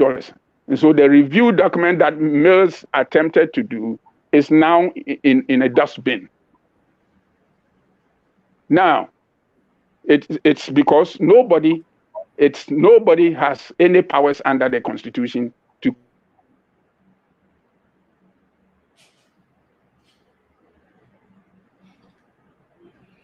Okay, so unfortunately, Mr. Forian-Pofo's line has dropped once again. If we could get Dr. Danso back, and then I think we have barely 15 minutes to call it a day. So if Dr. Danso is around. I'm here, and I think that what Mr. Fori was saying is the truth, is the exact thing that we see in our society. Okay? It's unfortunate that Kweku Azaz has a legal position. It was just to make us on the right path, okay? That a president initiating a change in the Constitution was not the best thing to do. Now, we could have done it other way. Parliament could have taken some suggestions from the floor and worked on it, called for a referendum, and it could have worked. It wouldn't be the president at that point, but they never did anything. These members of Parliament really did not have enough care and concern to suggest, okay, fine. If the president cannot change the Constitution, we are hereby asking the people of Ghana in a referendum format to tell us whether they want the Constitution changed or not, yes or no. They didn't do that. Nobody cared. What I have found is that the people in Ghana, you're talking about diaspora, so I can give this view. People in Ghana appointed by government to serve in various positions, and the elected officials, they don't care. They don't seem to realize that they are working for the money. They don't seem to realize that. Now, if you are working for somebody and you see that something is going wrong, it's not working well, it is your duty and obligation to correct it. Maybe where you are working for government, the taxpayers of Ghana. You see that the mechanism by which we are managing ourselves is not working right. There's some problem, there's some defects in the specifications, which is the Constitution in this case. In engineering, we call it specifications. You specified that these should be done. If you follow these instructions, this equipment and technology that we have created will do this, will do that. And I mean what? Now, you are working for government as an elected member of parliament or an appointed official. They don't think about making the system any better than they found it. Why? Why? I understand that every 6 months, some of them order brand new phones, and the phones are covered by their salary or their benefits. Okay? So where do we go from here? If our elected officials don't have the guts, don't have the concern to modify or change what is not working, where do you go from there? From here. So, talking about socio-economic development and all that, look, let me tell you, America, I've seen a lot of changes. I've been here for 52, 53 years now. Nobody has come from outside. So, British 4B, French 4B, no. There's nothing like that. These people know that this country that they took over belonged to them by force or whatever. Now it is theirs, 50 states. And every state also thinks the same. Uko Texas, Uko Indiana, Uko Florida, Uko baby Abeko Bia Fis or a Chompia. They cater to themselves, and then they are also part of a bigger organization called the United States. But over California, we focus on our agriculture, we focus on our wineries and this and that. Small town when we live more. The town is only 90,000 population. Okay, it's smaller than Kumasi. It's small town. Kofori Accra be bigger than a Livermore. But we have. Do you know how many wineries we have? I think we have 44 wineries. I beer grapes. I creative wine. The amount of wine produced from this area alone is more than maybe the whole West Africa. We don't Ghana now Ghana you cry there. You grow, we don't even get involved. Look, California has a rainfall problem. We have drought. It's so and top waha. So it doesn't rain well in California. So the tourists like that. Anyway, in the summer, it doesn't rain at all. From this time, from April, March, all the way to September, October, it doesn't rain at all. And if tourists like this place, they can wander around without rainfall. But it affects our water system. And do you know what they do? They have aqueducts, they have ponds, they have reservoirs all over the place. It is water. They go in there, get in there, and that's where they get their water pumped into their treatment plants. So your reservoir, your rivers, a few rivers, and even when it snows in the hills now, they get the snow channeled. When the snow melts, channels into the reservoir. They take the reservoir water into the treatment plant, and they treat it, and then they serve it. It doesn't cut off. Water has not, even in a drought. So I say, they are managing themselves. They know that they have a job to do. The government employee works. They work to be paid. When you call on the phone, they know that they have a service to provide. They will be on the phone to help you. So I say, it's something that I don't understand. Yesterday on another show, I mentioned the example where I called the fire service here in Livermore, and I was shocked. Madam would be best I smell gasoline outside. It was Conadiasan, Ben 9. And I'm saying, you catch will be in a so, and then maybe we should call the fire service. Look, your free fire service 911 may see within about 5-10 minutes. Now, big truck is here. Okay, with lights flashing. Just say, Abrofui see from and in Namhano Faha, they went under my car. Me was a BMW BC. They went under the car, and come on, say I know my bomb show. We got it. We got it. We solved it. What is the problem? He said, "Now I can't see what I mean. You should." I'm saying, "Yama, the tube from to the gas. There's a small leakage. It drop, and then I smell it. It was you. I solved. It was you. I touching something. Was you? It's okay for now. Until tomorrow. Look, to have these people come here within about 5 minutes to solve a problem in the middle of the night for a black man here. I'm the only black. Look, let me tell you, and yet nice for us in Ghana the way we are acting. No. No, I said I'm the only one. There are two of us in this area and the neighborhood. Well, and you're more modern. We need to work hard and fix our country. So what I say, it's not a matter of fix your attitude. Yes, attitude be fixed, but leadership is the one that works to help us fix our attitude. And that fixing of attitude, remember say, we are born here, so we are late here, we are here, what to cook. That we are manager in the executive position. Now say, Sikana Yira, you investigate, the what to. That's it. In Kroma time, those people who are criticizing Kroma, let them think back. Those who are old like me, almost think it back. No one who said what Kwame did was simple. Yes, he used the law even when people tried to assassinate him, in the olden days, now hang on the tree, a post like a Zulu for 1 year, Shaka Zulu. Okay, but Nkrumah took them to court, have them tried under normal circumstances. 3 attempts on the man's life within 9 months, 9 years. Well, a dear born in Oye. These wicked people now they are now in power and they are talking nonsense. Sorry. Media. Look, I'm in their same age bracket, so I don't mind telling them.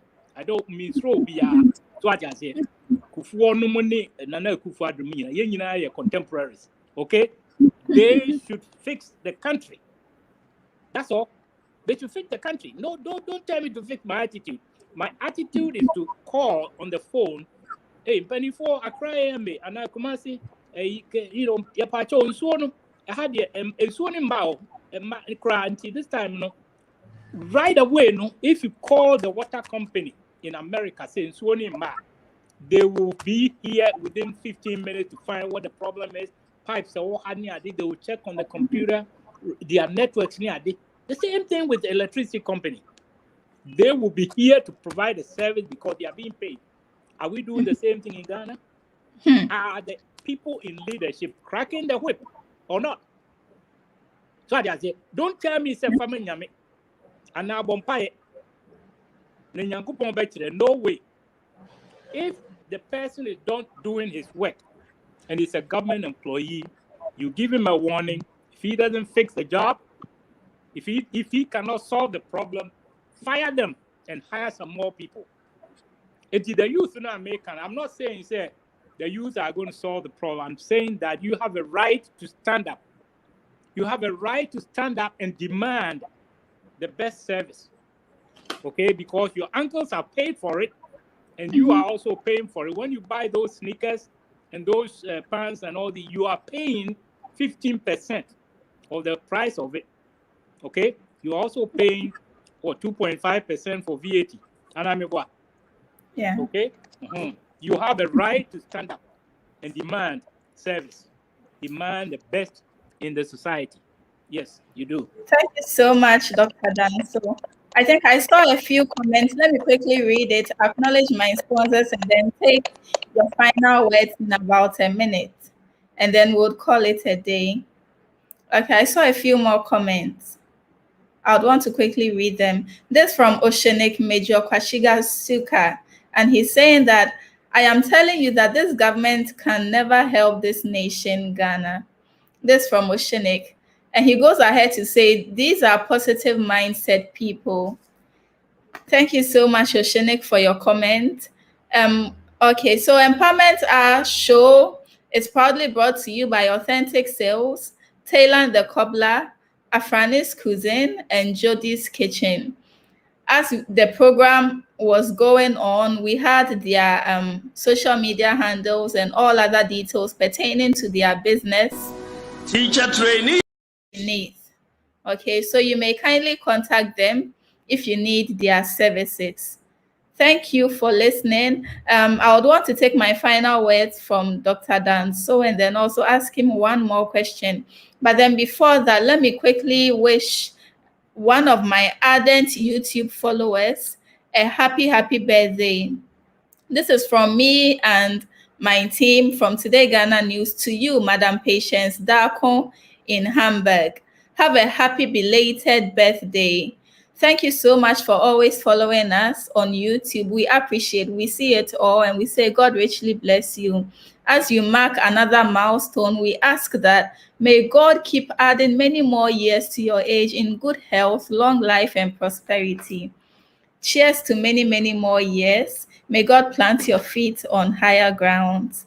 Happy belated birthday once again from Today Ghana News to you, Madam Patience Nyako in Hamburg.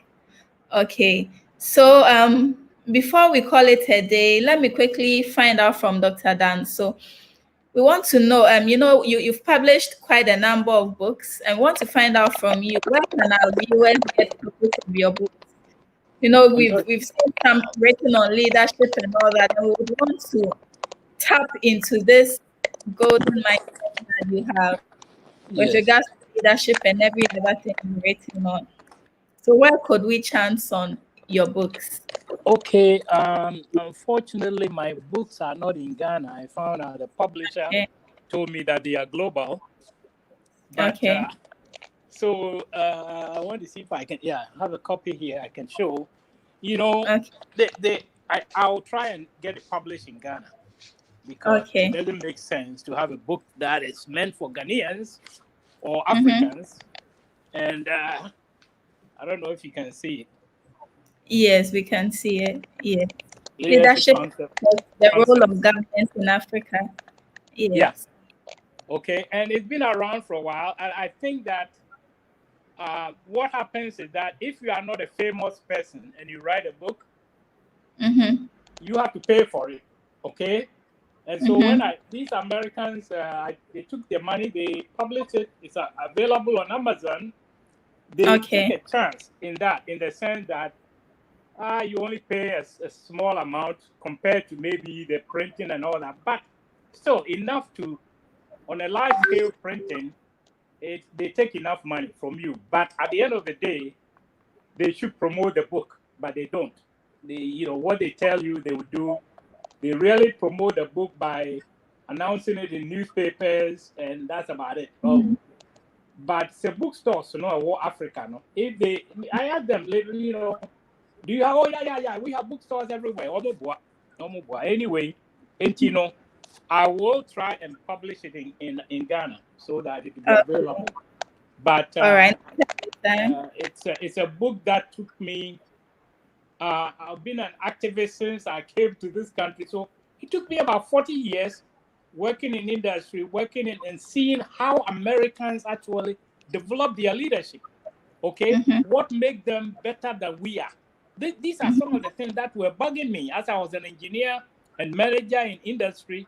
And then later on, when I set up my own business, for 13 years, I had my own business. Okay, and I always wondered, say, what do these people have that we don't have? So eventually, I realized that I needed to, instead of completing a PhD in engineering, I decided to get into business and technology, and organization and management comes very close to my heart. Okay, how do humans manage themselves? It's a problem, a riddle that I wanted to solve, and I read so much. I thought I would die. Reading day and night, thousands of pages every week. America, they almost read it fast. And if you know about, you think that you are champion. You come here, they'll give you a book 500 pages thick, and you have to finish it in 10 weeks, a quarter. That's when I came here 68. And I mean, was there? You're ridiculous or you're Ghana or you are slow. We had to read so much, and you read an online course. Be our online course, you think the professor is going to put a cane on your back? No. They give you every week some kind of assignment. You read, you make a comment. You read other people's comments online, you make a comment on them, and then you post your own. Other people will make a comment. That way, everybody keeps abreast of the reading.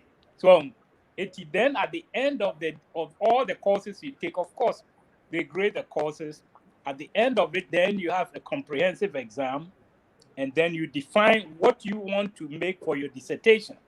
So I decided to study leadership concepts, our understanding of leadership in Africa.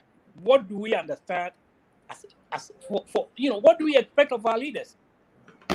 So my dissertation was leadership expectations, leadership concepts, then expectations and performance in the last 10. I used the last 10 years from, starting from 2007. So from 1997 to 2007. But that was just to limit the scope of the work.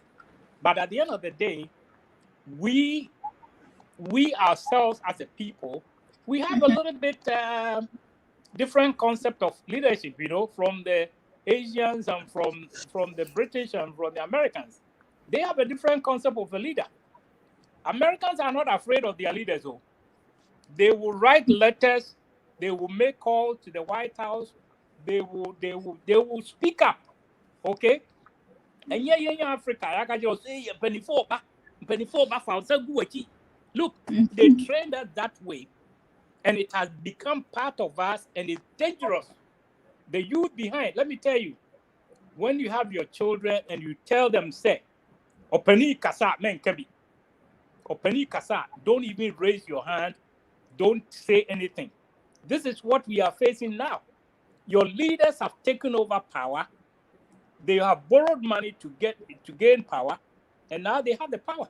They are spending money. They are armed robbers. Look, Sikaye collecting as taxes together. No, you use that money to go and buy the most expensive vehicles in the world. Thousands of these vehicles around Ghana, and the roads are not being fixed. So what I said, and then you tell us, say, fix yourself. Fix your attitude out. How can they say that? And I am just telling you that to develop the country, we need you, the young people behind, to change that wrong perception of I'm not usurping anybody's parental, but we have to change our perception on what we are teaching the children. Raise your hand, please. Raise your hand and speak. Pick up, okay? And if we do that, at the end of the day, some of you may find the guts to go and meet one minister. So I'm going to go and meet one minister of health, minister of finance. Go and meet one leader who is responsible for the water works in your area, and question them. So what I say, show her the figures. Why do we go and borrow money to set up a water system and you cannot get regular delivery of water? Why is it that the brochure they have 24/7 in 53 years? I have never had more than maybe 30 minutes water. They are doing something on the road. They inform you ahead of time. Today, the water will be interrupted from 12 to 1 or 12 to 2. Even then, sometimes within 30 minutes, 45 minutes, no more. That is the only water interruption I've had. Why can't we do that in Ghana? Until let's fix our friends and minds well, and let's ask our leaders to fix the country. Maybe. Thank you so much, Dr. Danso, for your final words. Quickly, let us listen to Mr. Forian-Pofo as well. Let us listen to his final words, and we'll call it a day because we're already far behind time. Mr. Forian-Pofo, please, in just about 2 minutes, can you give us your final words? Thank you, Ohenewa. The me person me catch 1 year and ye penning for, but ye penning for a 1 year a buying mono. Yes. My this dear ne say. Kasa ye kasa nyina no sabio nye sabio ye de ye kire ye ho na yakotene baabi na se na no hu se Kofi Kurantin any tema former MP ye debate bi wo one TV program bi wakotena he's been too long over there and so no ba no be say there be ye tremo mon panimfo yi amowo aban mu no dodo no anso akotena eno ho a Kwame Nkrumah breso no na nka ye beka say sa brand de ni that kind of elevated human resource but enede bebre no akotena brochirem so aban mu yesre mo ukotena brochira a wu say opani bi di bone ana obi kura ye bone hye no ebre a wono no ye leader wo sa bia no a o just esi ni sre so say nia eba ya agu tree ana say maduma a ehye me nsa no nti no medimidi bia ato ho ma ye feel proud say ade ni enimu ye na so ye timu saa na ye bo oman no se wo hwe mpanimfo no mo hwe na se adwuma no e de ahye won nsa no eso bro wo so a na woni ho nimdia a mesra emmasika no nya woda keke na engu ho animu ase ewo biaya a yede wahye no na yasi bibi de square pegs in round holes say yede wakɔhye baabi a wofo se wuntimi nya adwuma no a kode ko president ho no akɔka kyerɛ ne sɛ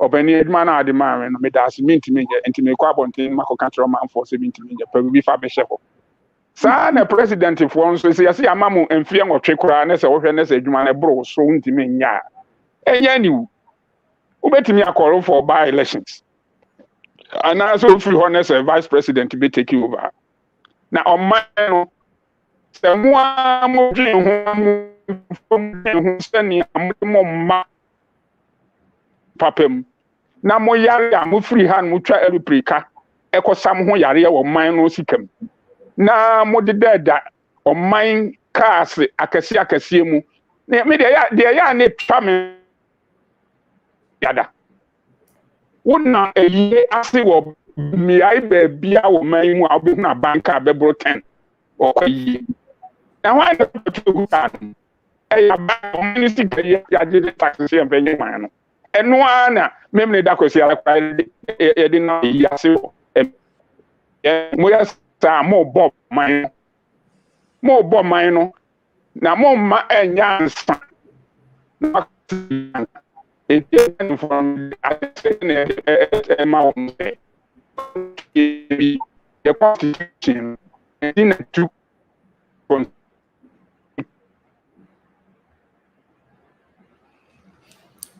Okay, it's rather unfortunate that the latter part has been a bit challenging with regards to the network. We're listening to Mr. Forian-Pofo's final words for tonight. Unfortunately, the network has tripped and we are far behind time, so we'd want to call it a day. Once again, it's me, Joyce Ohene-Wakwapon on Empowerment Hour show, showing on Today Ghana News TV.